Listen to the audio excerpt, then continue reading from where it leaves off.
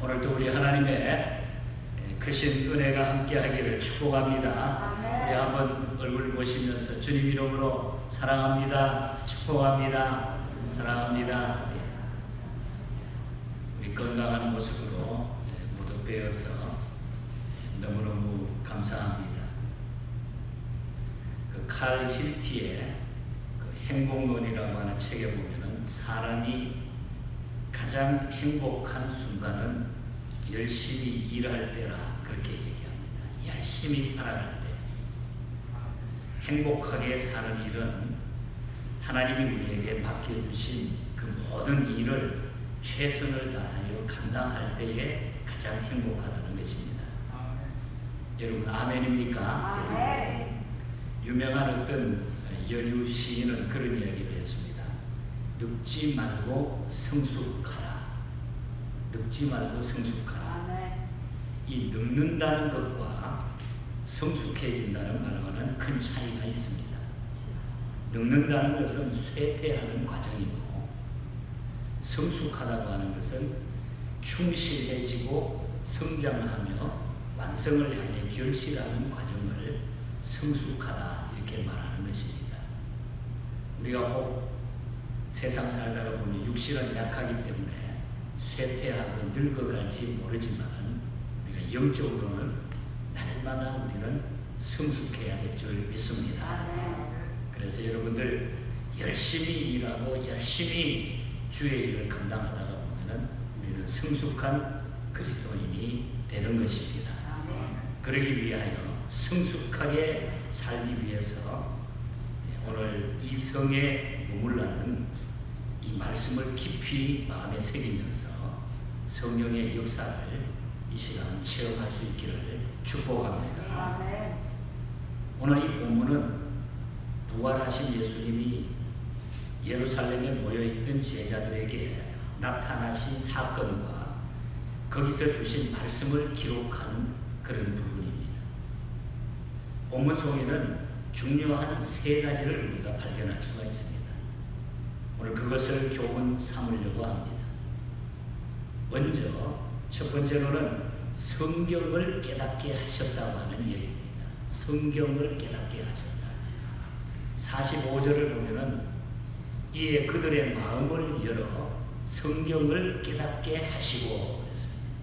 마음을 열어서 성경을 깨닫게 하시고, 구약 성경 도처에 메시아이신 그리스도에 관한 이야기들이 기록이 되어 있습니다. 특히 죽었다가 3일 만에 다시 살아날 것이라고 하는 기사도 이미 예수님이 이 땅에 오시기 전에 여러 군데 예언을 한 말씀이 나타납니다. 그런데 이 말씀을 듣고도 실제로 예수님의 제자들은 그 말씀을 반신반의하는가 하면 믿지 못하는 사람들이 많이 있었습니다. 그들에게 성경을 풀어주시고 깨닫게 하셨다는 것입니다. 그 제자들에게 예수님은 그 성경을, 그 말씀을 깨닫게 해주셨다는 거예요. 그걸 알 수 있도록. 그런데 깨닫게 하시는 과정이 중요해요. 과정. 45절을 보면은 그 과정을 첫 번째로 이렇게 얘기하잖아요. 그들의 마음을 열어 성경을 깨닫게 했다. 마음을 열어서 성경을 깨닫게 했다. 하나님의 말씀을 깨달으려고 하면은 먼저 마음이 열려야 된다는 거예요. 천사의 소리를 들어도, 예수님의 말씀을 직접 들어도 마음이 열려 있지 않으면은 깨달을 수가 없습니다. 깨달을 수가 없어요. 우리 교회 소방 점검을 받으면서 그 직원이 나와가지고, 소방서 직원이 나와가지고 우리 입구에 들어오는 문을 우리가 좀 하도 좀 동네가 그래서 위에다가 락을 해가지고 튼튼하게 만들어놨는데, 저 입구 문은 언제든지 빨리 열 수 있도록 만들어놔야 된다. 문을 고쳐라 지적을 하고 갔어요. 그래서 지난 우리가 금요일날 문을 고쳤습니다. 제가 이걸 고치면서 여러 군데 열쇠라든지 문을 고치는 데 알아봤는데, 어디 책에 하나 봤더니 세계에서 금고라든지 자무통이라든지 가장 튼튼한 견고한 열쇠는 이스라엘 제고 두 번째 독일제고 그리고 미국제. 이 세 나라 것이 제일 튼튼하고 좋다는 거예요. 아무나 함부로 열지 못하는 것이 견고한 열쇠죠. 근데 이 세 나라 걸 쓰면 아주 대부분이 망가지지 않고 튼튼하다는 거예요. 그러나 여러분, 전문가들은 간단한 꼬챙이 하나로 모든 열쇠를 다 열어버리는 거예요. 그렇지 않습니까, 여러분? 뭐 자동차, 뭐 아파트, 뭐 사무실 문, 심지어 금고까지도 열고 있어요. 그런데 이 지구상에 그 누구도 열지 못하는 장쇠가 있습니다. 그것은 인간의 마음이라. 이것은 꼬챙이로도 열지 못하고 이스라엘제, 독일제, 미국제 열쇠로도 열지 못해요. 요한계시록 3장 20절을 보면은 볼지어다 내가 문 밖에 서서 두드리노니 그리고 누구든지 내 음성을 듣고 문을 열면 내가 그에게로 들어가 그로 더불어 먹고 그는 나와 더불어 먹으리라. 주님이 내 마음의 문을 열고 들어올 만한 힘이 없는 것이 아닙니다, 여러분. 그러나 내가 나의 의지로 문을 열고 그리스도를 영접해야 된다는 거죠. 내가 내 문을 열어야 된다는 거죠. 교회를 다니는 사람이라고 하더라도 이를 안 물고 예수를 안 믿고 지옥 가기로 작정하고 악을 행한다고 하면 그는 지옥으로 굴러 떨어질 수밖에 없는 것입니다. 이것을 신학에서는 인간의 자유의지라 이렇게 말합니다. 인간의 자유의지. 남녀관계를 우리가 예를 들어보면 마음이 열려야 만나는 것도 가능하고 대화도 가능하고 결혼도 가능하잖아요. 마음이 열려야. 제 아무리 외적 조건이 화려하다고 하더라도 마음이 맞지 않으면 결혼이 성립되지 않고 그 만남이 무의미하게 되잖아요. 그러기에 우리 주님은 지금 경직되고 굳게 닫힌 제자들의 마음을 먼저 열고 그 후에 성경을 깨닫게 하셨다는 거죠. 마음을 열고 성경을 깨닫게 하셨다. 다시 말하면 마음의 문이 닫힌 상태에는 성경도 설교도 깨달음이 없다는 거죠. 마음 문이 딱 닫혀 있어요. 아무것도 안 들린다는 거죠. 설교를 들으며 졸고 있는 사람, 성경 읽으면 하품만 연속하는 사람, 물론 어떤 때 너무 피곤할 때 그런 경우가 가끔 있을 수도 있어요. 그런데 첫날 만날 듣고 읽어도 감동이 없는 사람이라고 하면은 마음에 그 무엇인가는 막혀있는 사람이라는 거죠. 매일 그렇다고 하는 건 문제죠. 하나님의 말씀인 성경이나 설교를 깨닫지 못하도록 하나님의 말씀을 우리가 가로막고 있는 것들이 몇 가지가 있습니다. 그것은 먼저 죄예요. 죄가 가로막고 있기 때문에 그렇다는 거죠. 죄는 하나님과 나와 너 그리고 하나님의 말씀을 듣고 깨닫는 마음을 모조리 차단해버리는 것이 죄라는 거죠. 우리의 마음속에 죄가 있으면 하나님의 말씀이 들어오지 않고 절대로 깨달음이 없게 됩니다. 내 영혼이 죽지 않고 영생을 얻으려고 하면은 빨리 숨겨놓은 죄, 혼자만 간직하고 있는 죄를 회개하고 마음의 문을 열어야 돼요. 그리고 하나님의 말씀을 아멘으로 받아야 돼요. 이것이 바로 우리 하나님의 말씀을 깨닫는 과정이라는 거죠. 죄가 그것을 막는다는 것. 또 교만이 그것을 막아요. 교만은 경험과 깊은 관계가 있습니다. 유치원 아이들보다 중학생이 더 아는 척하는 거고 경험이 많기 때문에 중학생보다는 대학생이 더 아는 척합니다. 다양한 경험과 지식이 축적되어 있기 때문에 마찬가지로 이 교인들의 성향도 비슷합니다. 초신자보다는 오래된 사람이 훨씬 더 교만해지기 쉽다는 거죠. 직분을 안 가진 사람보다 직분을 가진 사람이 더 교만할 수 있다는 거죠.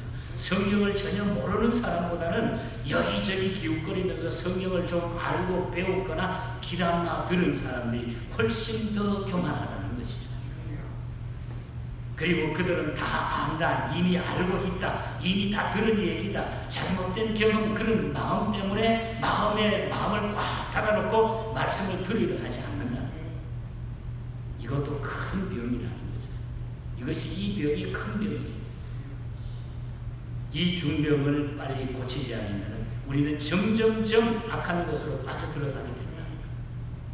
이런 사람들은 마치 계시록에 나오는 라오디게아 교회가 우리는 넉넉하다, 우리는 부족함이 없다, 우리는 부유하다고 하면서 실상은 가난한 거지였던 것처럼 영적 가난뱅이가 될 것이기 때문에 그 고질병을 빨리 고쳐야 합니다. 그래서 우리의 교만 때문에 우리는 하나님의 말씀이 가로막힐 때가 있다. 나를 돌아봐야 돼. 그리고 또 하나는 잡념 때문에 말씀이 막힙니다. 잡념. 이 잡념이라고 하는 것은 여러 가지를 한꺼번에 생각하는 것을 말하는 거죠. 여러 가지를 한꺼번에. 그리고 한 가지의 생각을 집중하지 못하는 것이 잡념입니다. 몸은 교회와 나와 앉아있지만은 그 마음은 동네방네 동서남북 종횡무진 누비고 있는 사람. 예배 시간에 앉아있으면서 찬송 부르고 기도하고 설교를 들어도 예수는 떠오르지 않고 다른 것들만 오락가락하고 전화기 꺼내놓고 거기에 그냥 집중하고, 바로 이런 사람들이 잡념에 빠진 사람. 이것이 얼마나 하나님과 나 사이의 말씀을 막아버리고 하나님과 나 사이의 중요한 모습들을 다 차단해버립니다. 무서운 거예요. 신앙생활에 잡념이 많으면 말씀을 제대로 듣지 않게 되어 있습니다. 말씀을 전하는 강단을 바라보는 눈동자의 초점이 점점점 흐려지기 마련이다. 말씀을 제대로 듣지 않으면 그 영혼이 고사하게 됩니다. 죽게 됩니다. 여러분, 주님은 제자들의 마음을 열어주시고 성경을 깨닫게 하셨다. 마음을 열어주시고 마음 열고 주님을 모시기를 바랍니다. 여러분, 마음 열고 말씀을 받기를 축복합니다. 여러분, 본문을 보면 성경을 깨달아야 죄사함을 얻는 회개가 시작이 됩니다. 마음을 열고 성경을 깨달아야 죄사함의 은혜를 내가 경험하게 된다. 말씀 깨닫지 않으면 성경은 무엇이 죄며 누가 죄인인가를 분명하게 가르쳐주고 있습니다. 마음을 열고 성경을 깨닫고 회개하면 영원한 생명이 내 것이 된다고 합니다. 그래서 우리는 지금 먼저 중요한 것은 마음의 문을 열자. 예배 드릴 때에, 하나님 앞에 쓸 때에 우리가 마음문을 먼저 열어야 돼요. 마음이 열려야 모든 것이 다 받아 수용이 됩니다. 그 다음에 두 번째 오늘 교훈은 위로부터 임하는 능력을 입으라고 하는 능력을 입으라. 49절에 보면 볼지어다 내가 내 아버지께서 약속하신 것을 너희에게 보내리니 너희는 위로부터 능력을 입혀올 때까지 이 성에 머물라. 우리는 여기서 두 가지를 주목할 수가 있는데, 하나는 능력은 위로부터 임한다는 것입니다. 능력은 위로부터 임한다. 육체의 힘은 땅에서 생깁니다.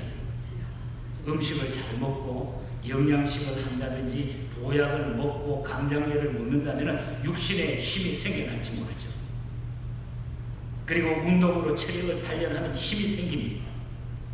그러나 우리 영혼의 힘은 그런 것들로 생기는 게 아니라, 영혼의 영양가에는 음식을 먹는다고 해가지고 영혼의 힘이 솟아나는 것이 아니라는 것입니다.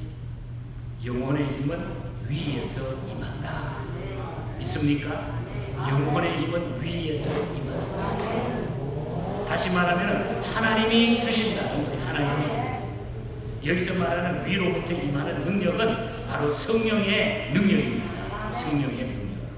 그 능력을 받으면 힘이 쏙 붙입니다. 삶의 새로운 활력이 솟아나게 되어 있어요. 성령의 능력을 받으면. 세상 사는 재미가 있습니다. 일하는 맛이 달라지게 되어 있습니다. 성령의 능력이 임하면 찬송 소리가 달라지고 기도 시간이 달라지고 교회 나오는 걸음이 달라지게 된다는 거예요. 우리는 위로부터 임하는 성령의 능력을 받을 수 있기를 축복합니다. 이 능력을 우리가 받아야 합니다. 능력은 위로부터 임한다. 또 다른 하나는 그 능력을 힘입어야 된다. 위로부터 임하는데 그것을 내가 힘입지 않으면 아무 소용이 없어요. 우리가 제 아무리 좋은 옷도 입지 않으면 내 것이 아니잖아요. 아무리 좋은 옷도 걸어놓고 저 있으면 내 게 아니에요. 내가 입어야 내 것이 된다는 거예요.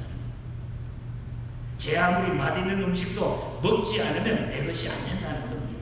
마찬가지입니다. 뜨겁고 강한 성령의 능력이 위로부터 임할 때 그 능력을 내가 힘입어야 내 능력이 된다는 거예요. 그래서 저는 이 말씀을 준비하다가 49절 하반절에 이 말씀을 발견하고만 눈이 콱 뜨어졌어요. 뭐냐? 능력으로 입혀질 때까지라는 말. 능력으로 입혀질 때까지. 이 말씀을 우리가 주목해야 된다. 우리가 입는다는 말하고 입혀진다고 하는 말은 다릅니다. 입는다, 입혀진다. 이 두 가지 말은 다릅니다. 입는 것은 내가 입는 것을 말하고, 그 다음에 입혀진다고 하는 것은 다른 사람이 입혀주는 것을 뜻합니다. 오늘 본문은 뭐라고 말하니?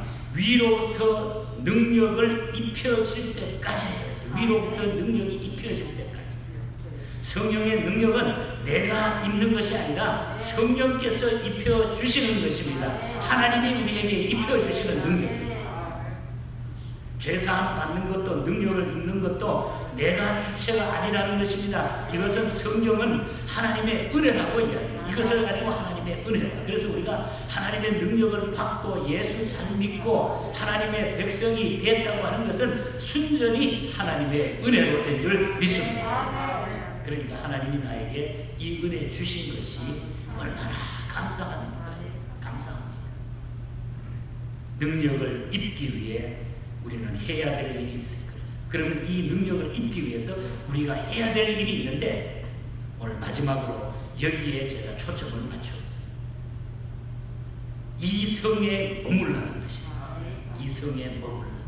그 능력을 입힐 때까지 이 성에 머물라. 49절 끝에 보면 능력으로 입혀질 때까지 이 성에 머물라. 설교 제목을 거기에서 만들어봤습니다. 이 성에 머물라는 거예요. 옛날 성경에는 이 성에 유하라 이렇게 되어 있죠. 유하라. 여기서 말하는 이 성은 예루살렘을 의미합니다. 예수님께서 십자가에 죽으신 후에 대부분 제자들은 거칠고 삭막한 수도 예루살렘을 떠나가지고 그들의 고향이 있던 갈릴리 바다 쪽으로 다 돌아갔어요. 그러나 그들은 오순절 성령 강림을 기다리기 위해서 다시 예루살렘으로 다시 돌아오게 됐다는 거죠. 성령 강림을 위해서, 성령 충만을 위해서 예루살렘으로 다시 돌아왔다. 예루살렘을 떠나지 않고 마가 요한 다락방에 기다리고 있던 그래서 120명만 성령의 능력을 체험했습니다. 이 성에 머물라는 말씀을 듣고 순종하는 사람만 능력을 입었다고 하는 그런 이 성에 거하라는 말씀은 다음과 같은 교훈이 있습니다. 첫째는 익숙하지 않더라도 떠나지 말라. 익숙하지 않더라도 떠나지 말라 이 뜻이에요. 대부분 갈릴리 지방의 사람인 제자들로는 예루살렘이 사실 익숙하지 않았습니다. 바닷가에 살던 사람이 도시에 오니까 그게 맞겠어요? 잘 안 맞지. 바다를 벗하면서 배를 오졌던 그들에게 딱딱한 돌집이며 거리는 전혀 생소한 곳이었습니다. 분위기도 익숙하지 않았습니다. 제도라든지 법이라든지 관행을 따지는 예루살렘보다는 그들이 살고 있던 바닷바람이 속 시원하게 부는 갈릴리 바다가 훨씬 더 친근하고 그들에게는 익숙했던 것입니다. 더구나 예수님 없는 예루살렘에는 한 시간도 더 머물고 싶지 않은 것이 이 제자들의 마음이었습니다. 그러나 우리 주님은 이 성에 머물라 이렇게 말합니다. 그런데도 불구하고 예수님은 이 성에 머물라. 사도행전 1장 4절을 보면 같은 누가가 기록한 성경이잖아요. 예루살렘을 떠나지 말고 내게 들은 바 아버지의 약속하신 것을 기다리라. 아버지의 약속하신 것을 기다리라. 세상을 못하며 살다가 교회를 처음 나왔다든지 교회를 옮긴 사람들도 모든 게 익숙하지 않을 거예요. 우리가 세상 살다 보면 여기 갔다 저기 갔다 익숙하지 않는 것이 많을 거예요. 낯설고 생소한 것들 뿐인 겁니다. 그러나 다시 교회를 떠나거나 예수님을 떠나서는 그런 안 된다는 그런 얘기예요. 낯설고 익숙지 않더라도 이 성에 머물러라. 그런 힘든 일이 우리 삶에 생기더라도 이 성에 머물러 있으라. 익숙하지 않더라도 떠나지 말아요. 익숙하지 않다는 않는다고 해서 교회를 떠나고 예수를 떠나면 아무것도 아니라. 그리고 다른 하나는 싫더라도 떠나지 마라. 싫더라도. 고등학생 1,000명을 대상으로 조사를 했는데 공부가 재밌다고 생각하는 사람은 1,000명 중에 128명 정도였다. 그럼 왜 공부하는가 이렇게 물었더니 제일 많은 대답이 거쳐야 할 과정이니까, 또 대학에 들어가야 하니까, 안 하면 공부 안 하면 사람 구실 못하니까 뭐 등등 대답이 나왔다는 거. 여러분, 우리 신앙생활의 경우도 그 진가를 알기 전까지는 뭣도 맛도 모르기 마련입니다. 그냥 옆에 따라 다니고 분위기 따라 다니고 이럽니다. 그러나 이 성에 머물라고 하는 말씀을 우리가 꼭 주목해야 돼요. 싫더라도 우리가 안 하면 안 되는 것들이 있잖아요. 싫더라도 안 하면 안 되는 것. 말씀드렸지만 공부하는 것, 일하는 것, 우리가 맡은 일들 싫더라도 안 하면 안 되는 일들이 있잖아요. 그리고 예수 믿고 능력받아 힘있게 사는 것은 귀찮고 힘겹고 싫더라도 해야 된다. 싫더라도 기도하고 찬송하고 예배를 드려야 된다는 거예요. 싫더라도 이성을 떠나면 안 된다는 거예요. 밥을 먹기 싫다고 해가지고 한 달 동안 밥을 먹지 않으면 그 사람은 영양실조로 굶어 죽게 될 것입니다. 싫더라도 교회 나오고 싫더라도 기도하고 싫더라도 찬송하고 싫더라도 하나님 옆에 붙어 있으라는 거죠. 그런 영혼이 세임을 얻게 된다는 거예요. 이 성에 머물라고 하는 것은 주님의 명령입니다. 말씀드린 대로 여기 말하는 이 성의 의미는 예루살렘입니다. 그리고 넓게는 예수님의 품이고 교회 공동체를 의미하고 있습니다. 예루살렘을 떠나지 말라, 이 성에 머물라, 주님과 교회를 떠나지 말라고 하는 그런 메시지입니다. 그래야 위로부터 임하는 성령의 능력을 힘입을 수 있기 때문이에요. 팬데믹 이후에 교회 모습에 대하여 많은 이야기들이 지금 목회자들 사이에, 성도들 사이에 오고 가고 있습니다. 많은 부정적인 사고들을 이야기하고 이미 그런 현상들이 나타나고 있습니다. 벌써 5, 6개월이 지나니까 교회를 떠나고 뭐 교회 갈 필요가 뭐가 있나, 부정적인 일들이 많이 지금 나타나고 있습니다. 여러분, 우리가 어떤 환경에 있더라도 그 성에 머물러야 합니다. 주님 품을, 교회를, 예배를, 기도를, 말씀을 우리가 회복해요. 저는 이런 때에 부정적인 사고를 많이 이야기하고 있지만 저는 희망적으로 분명히 생각합니다. 오히려 하나님께서는 이 어려움을 통해서 우리 하나님의 백성들을 더 안정한 곳으로 하나님이 인도하신다고 하는 것, 그리고 하나님의 그 뜻대로 인도함 받게 되는 하나님의 백성들이 더 많아질 것이라고 하는 것을 저는 분명히 믿습니다. 교회를 떠나고 믿음을 떠나는 자들이 많아지게 될 것입니다. 그러나 우리는 항상 주어진 주님의 십자가를 우리가 져야 됩니다. 이 땅 위에서는 내가 진 십자가가 있습니다. 이 성에 머물러 있기만 하면 마음의 슬픔, 괴로움이 가득 차고 주님이 함께 하셔서 즐거운 날을 우리에게 주실 것이라는 이야기. 이것이 이 누가복음을 마지막 기록한 누가가 힘있게 우리에게 증거해 줍니다. 너희가 아무리 무슨 일이 있어도 이 성에 머물고 있으라. 예수 안에 살아가라. 놓지 마라. 그러면 너의 마음에 슬픔이 와도 괴로움이 와도 주님이 함께 하셔서 즐거운 날을, 기쁜 날을 너희에게 주실 것이다. 오거돈 여사가 쓴 찬송가 가사가 생각나지 않습니까?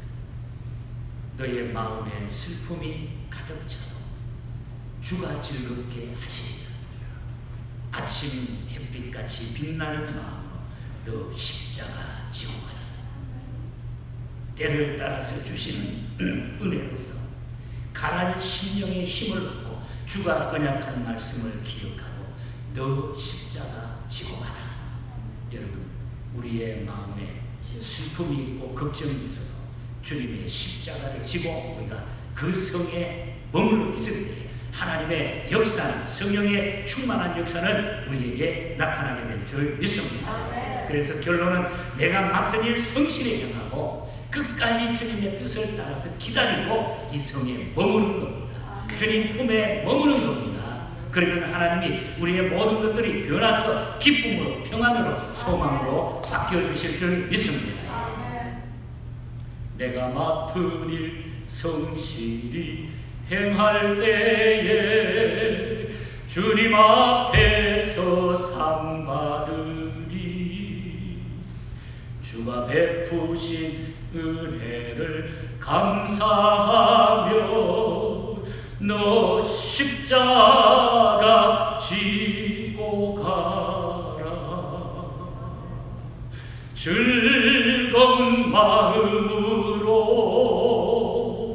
십자가 지고 가라. 내가 기쁘게 십자가 지고 가며 슬픈 마음이 위로받네. 내가 기쁘게 십자가 지고 가며 슬픈 마음이 위로받네. 여러분, 힘들고 어려워도 이 어려운 때지만 기쁘게 십자가 지고 나가면 슬픈 마음이 위로받게 될 것이고 하나님의 평강과 소망이 이 팬데믹을 이길 수 있는 그 은혜와 성령 충만한 역사, 힘, 그 능력을 우리에게 주실 줄 믿습니다. 이 믿음으로 우리 모두 승리하시기를 주님 이름으로 간절히 축복합니다. 하나님 아버지, 감사합니다. 이 세상이 힘들고 우리에게 맞지 않고 내 경험에 맞지 않고 내 앉은 자리가 불편하다고 해서 생각이 맞지 않는다고 해서 주님을 떠나거나 교회를 떠나거나 우리의 믿음 생활을 포기하지 않도록 이 어려운 때에 우리에게 다시 한번 이 말씀을 기억하고 서게 하여 주시옵소서. 우리의 마음이 열려있게 하여 주시옵소서. 열린 후에 주시는 하나님의 말씀이 깨달아지게 하여 주시옵소서. 그리하여 120문도들이 마가의 다락방에서 성령 충만함으로 말미암아 세계 역사를 바꾸었던 것처럼 이 시대의 제2의 역사가 일어나게 하여 주시옵소서. 우리 예언교회가 이 귀한 일을 합보통일을 감당할 수 있는 교회가 되게 하여 주시옵소서. 우리 온 성도들에게 이 귀한 믿음을 허락하여 주시옵소서. 승리케 하여 주시옵소서.